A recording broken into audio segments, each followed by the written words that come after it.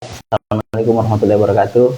Eh, Kembali lagi di acara diskusi publik ya, yang disiarkan secara live di Instagram sultrakini.com. Untuk tema pembahasan kali ini yaitu bertema terkait dampak perumahan, pembangunan perumahan yang berdampak banjir di Kota Kendari. Ya, hari ini kita bersama salah satu jurnalis sultrakini.com dengan Andi Mahfud. Nah, sedikit flashback ya terkait liputan mendalam kami terkait dampak dari perumahan ini, yaitu adanya banjir di beberapa titik atau pemukiman warga di Kota Kendari. Untuk sejauh ini yang kami dapatkan yang sangat berdampak besar lah begitu di hasil penelusuran kami itu sekitar tiga kecamatan. Ya. Ada tiga lokasi ya perumahan yang sangat besar itu ya. Salah satunya itu di Kecamatan Baruga, Kecamatan Lepo-Lepo, dan Kecamatan Puatu. Dan per hari ini juga terjadi banjir di salah satu kecamatan itu di Lepo-Lepo, tepatnya di Kelurahan Tunggala. Itu adanya banjir ya ke pemukiman, dan diduga air yang masuk ke pemukiman warga itu hasil dari air dari perumahan, kena akibatnya hujan yang tidak mampu ditahan lagi, tidak ada serapan lagi, akhirnya mengalir ke rumah-rumah warga. Bukan cuma air saja, tapi ada sedimen lumpur juga yang berikut, sehingga kadang masuk ke rumah warga dan mengendap gitu. Untuk temuan Andi Mahfud sendiri di lapangan itu gimana? Kalau yang saya temukan sendiri Kak, itu di bagian kelurahan Lepo-Lepo. Di situ ada beberapa kelurahan dan RT yang terendam beberapa rumah. Menurut hasil penelitian dari mahasiswa dari UHO sendiri, itu mereka kan habis meneliti ini tentang PKL mereka atau ceknya kan kenapa bisa terjadi banjir ini. Ternyata setelah riset terdapat pembangunan atau penggusuran gunung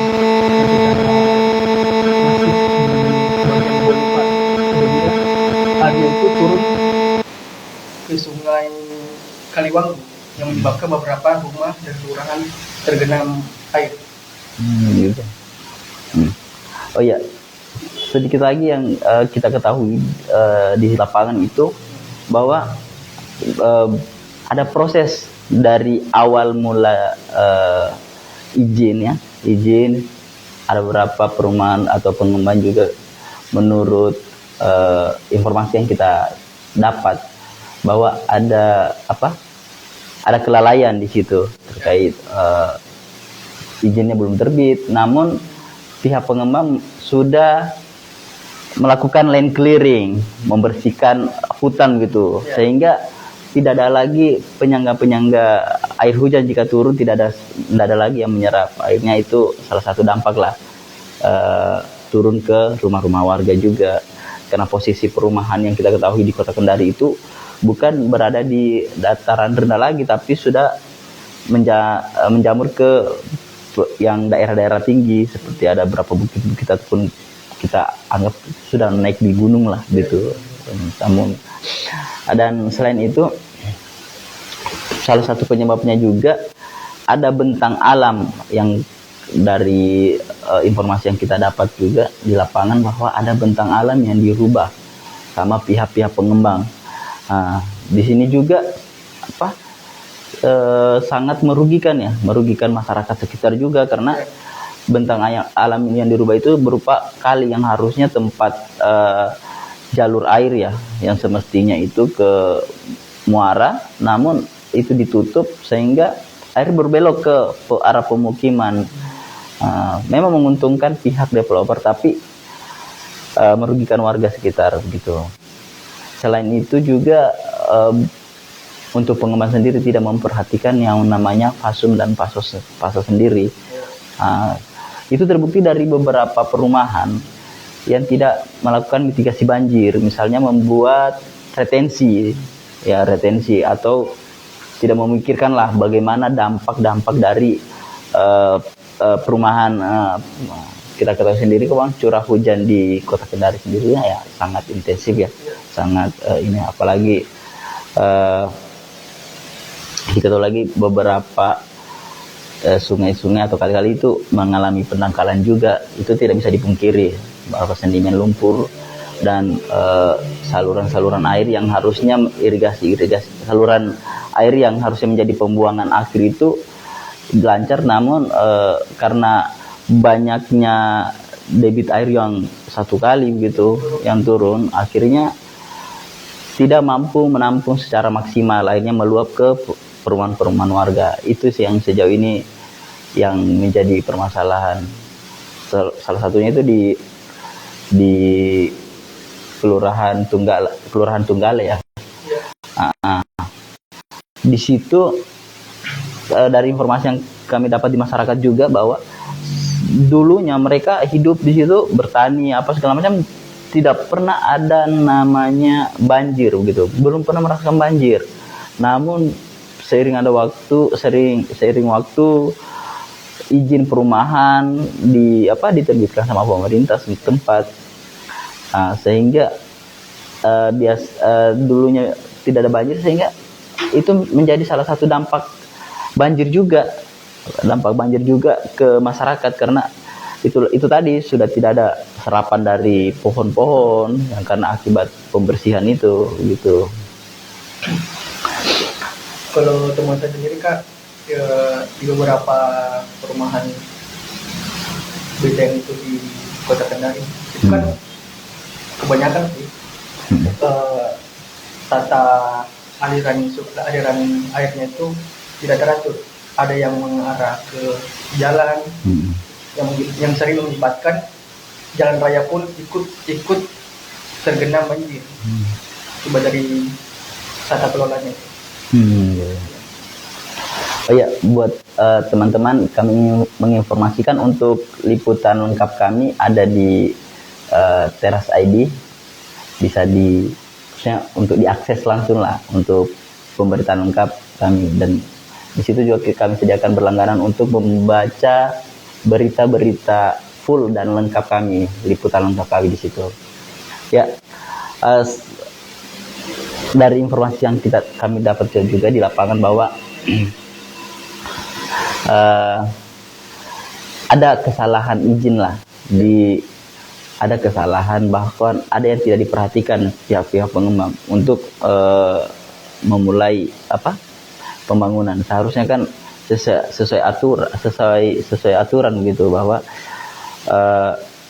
untuk pembangunan perumahan sendiri itu tidak seumpama mereka mempunyai lahan 5.000 hektar, itu seharusnya tidak melakukan land clearing 5.000 hektar sekaligus begitu. Seharusnya mereka melakukan land clearing sesuai dengan kapasitas atau kemampuan yang diajukan. Ada aturan semua lahan 5.000 hektar, namun yang mampu dibangun itu cuma 1.000 hektar dulu lah, atau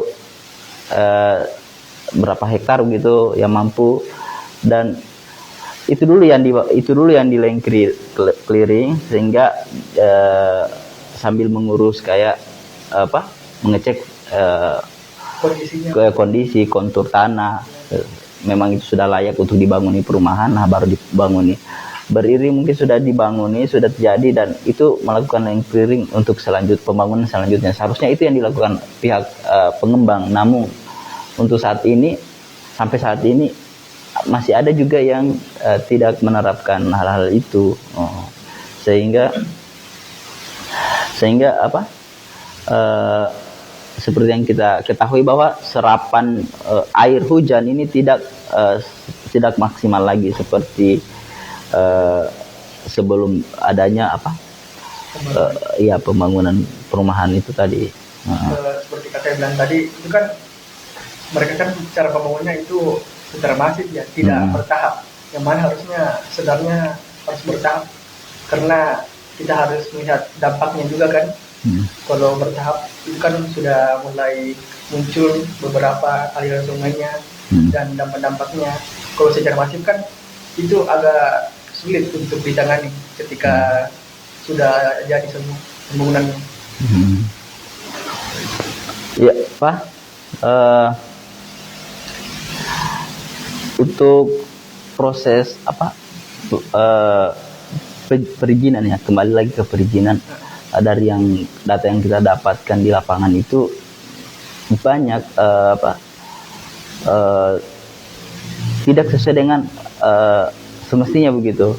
Mereka harusnya kan mengurus izin dulu, memang kalau layak untuk sesuai dengan prosedur, mereka harus baru membangun, dan seperti mempertimbangkan langkah-langkah mitigasi ataupun fasun dan fasosnya itu harus tersedia lah di situ, baru mereka diizinkan membangun. Ataupun dari segi tata ruang yang kalau tidak salah itu harusnya mereka memberikan izin jika perumahan yang akan dibangun itu memang sudah layak begitu. Namun yang kita lihat bahwa pengembang sembari mengurus izin, pihak mereka juga melakukan pembersihan di lahan-lahan yang akan dibanguni perumahan. Tapi tidak memperhatikan begitu dampak akibatnya jika suatu hujan ataupun apapun itu, sehingga ketika hal itu terjadi dan terjadilah bencana, dan itu berdampak ke masyarakat sekitar atau warga sekitar yang bermukim di sekitar area yang akan dibanguni perumahan itu. Seperti kita lihat di Jalan 40 itu ya, kita lihat begitu masifnya lane clearing, sehingga belum ada progres begitu, belum ada progres yang baik begitu untuk perumahan. Apakah memang sudah sesuai prosedur atau tidak, itu akan tayang di liputan di berita kami di Teras ID. Kalau dari pihak masyarakat sendiri Kak, yang kita dapat lapangan itu, apakah sudah banyak yang mengeluh tentang pembangunan ini? Mereka kan yang terdampak yang dibawa kan? Iya, seperti warga Tunggala sendiri yang per hari ini juga bahkan mereka sempat menyoroti lah, bahkan meminta tolong ke Ibu Wali Kota Kendari bahwa untuk diperhatikan lagi bagaimana mitigasi banjir, karena setiap banjir mereka mengalami banjir itu, dan air yang masuk di pemukiman mereka itu air yang kru, tanah merah begitu, dan itu diduga dari hasil pembukaan kawasan di area perbukitan itu untuk yang diperuntukkan untuk perumahan itu. Kalau di Mahfud yang ditemukan lah di sekitar di lapangan. Ya, di lapangan tempat tinggal atau apapun. Kalau yang di lapangan sendiri itu contohnya yang kayak tadi saya bilang di kecamatan Lipo-Lepo, kan mereka beberapa warga dan ketua RT-nya kan sudah mulai mengeluh karena ketika banjir hujan deras, itu beberapa rumah ada yang tergenang banjir, jadi mereka harus mengungsi di rumah yang tidak tergenang banjir ya. Jadi sempat mereka dulu saya wawancara tentang tanggapan mereka. Jadi mereka itu sangat ingin diperhatikan tentang tata kelola ini kan. Ya. Jadi selain masyarakat yang terdampak juga ada dirugikan, ada izin lah di situ. Seharusnya pihak pemerintah di sini mampu melihat kesalahan-kesalahan atau yang haruslah diperbaiki oleh pengembang-pengembang ini. Apalagi kan kita lihat sendiri bahwa kebutuhan perumahan di Kota Kendari ini saya rasa tidak terlalu begitu cukup ini ya. Apalagi banyak orang-orang yang dari luar mengambil rumah, bukan warga Kendari sendiri yang bekerja ataupun mencari nafkah di sini namun membutuhkan rumah. Tidak, bahkan banyak yang dari luar juga. Sehingga pihak pemerintah harusnya lebih jeli lagi dalam menerbitkan misalnya izin ataupun menuntut pihak pengembang gitu agar lebih memperhatikanlah mitigasi dampak bencana yang diakibatkan oleh pembangunan perumahan ini gitu.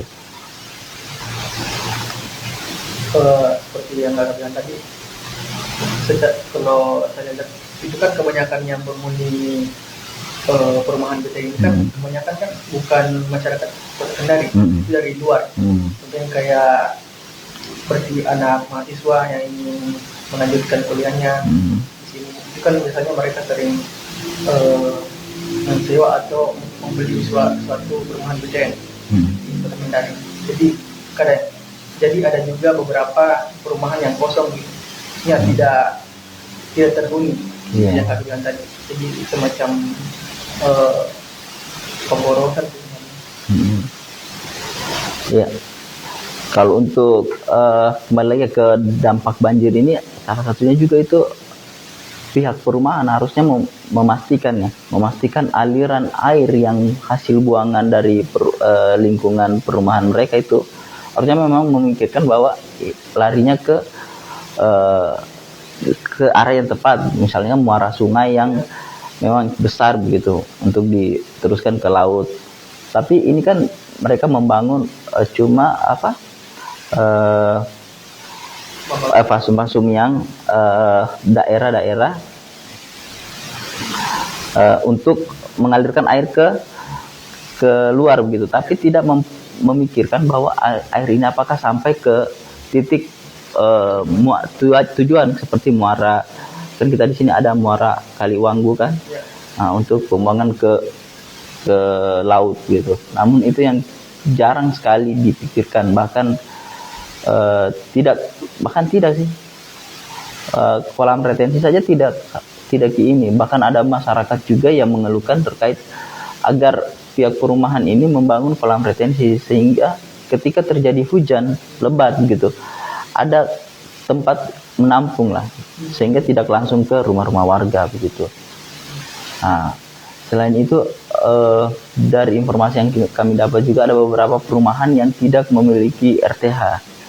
Mereka dalam master plan-nya mereka sebenarnya ada RTH itu, namun seiring dengan permintaan konsumen begitu, mereka mengubah RTH tadi seharusnya disisahkan untuk daerah resapan, daerah mitigasi lah.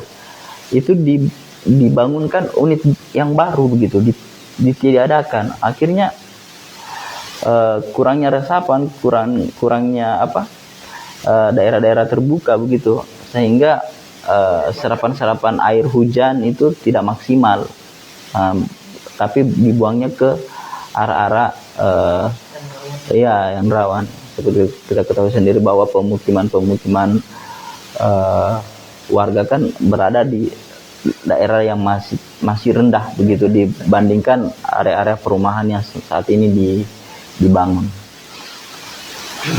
Kalau menurut survei juga di Instagram Sultradi sendiri, kebanyakan yang milih memang tata kelolanya kan. Respon netizen ya. Ada 80% lah yang memilih tentang pembangunan. Ya, netizen mungkin cukup relate lah dengan kehidupan mereka karena mereka merasakan dampak langsung.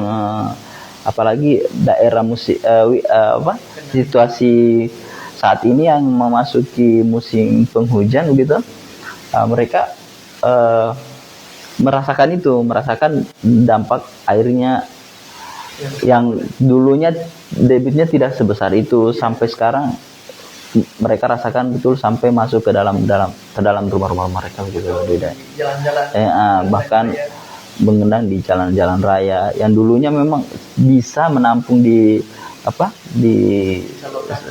saluran air itu, namun sampai sekarang tidak mampu lagi menampung sehingga meluap ke badan jalan. Itu yang membuat resah masyarakat Kota Kendari sebagian yang merasakan dampak-dampak banjir itu.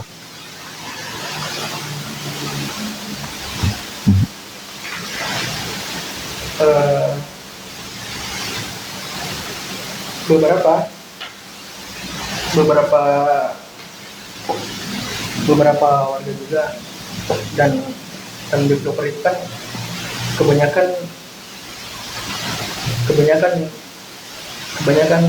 ketika selesai pembangunan itu kan mereka kayak ditinggalkan gitu Kak.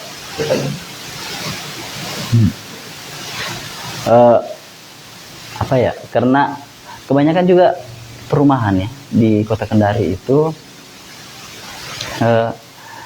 ada beberapa pengembang mereka tidak sempat juga dari pemberitaan teman-teman media juga ada yang sempat diperiksa dan diminta keterangan pihak-pihak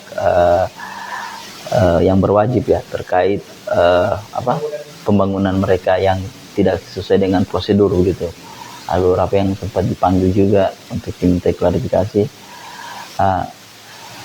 Seharusnya kan ini menjadi pelajaran ya buat developer lain begitu, bahwa ada aturan begitu, ada yang harus mereka bangun mitigasi agar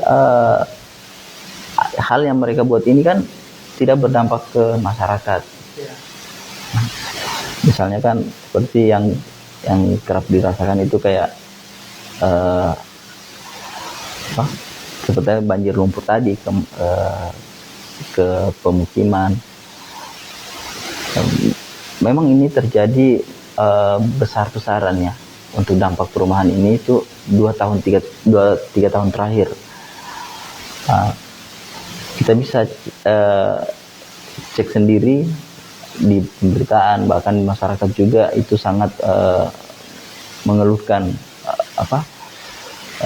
antisipasi dari pihak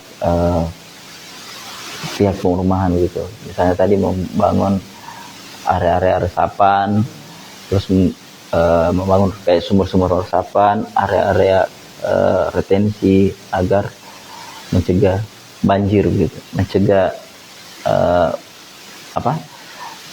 aliran air yang datang dari gunung atau tempat mereka membangun perumahan ke masyarakat itu bisa diminimalisir. Kebetulan pemerintah kota sendiri mereka juga mengetahui ya tentang hal ini, tapi mereka juga masih bertahap ya dalam tata kelola pembangunan ini sebenarnya.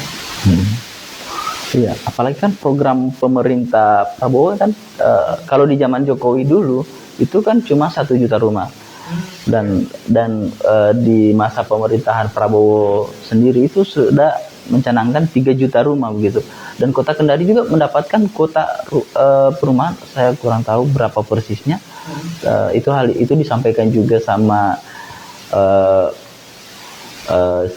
Ibu Wali Kota ya, Bu Siska, bahwa dia mendorong program 3 juta rumah untuk disukseskan di Kota Kendari sendiri. Jadi sudah ada program sendiri. Itu mensukseskan program pusat lah untuk di daerah begitu.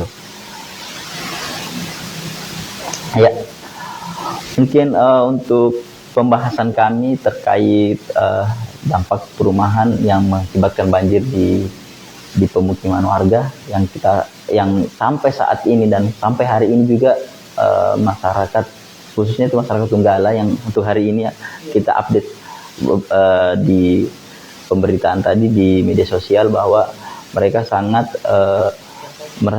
merasakan adanya banjir begitu yang mereka tidak pernah rasakan sebelum-sebelumnya.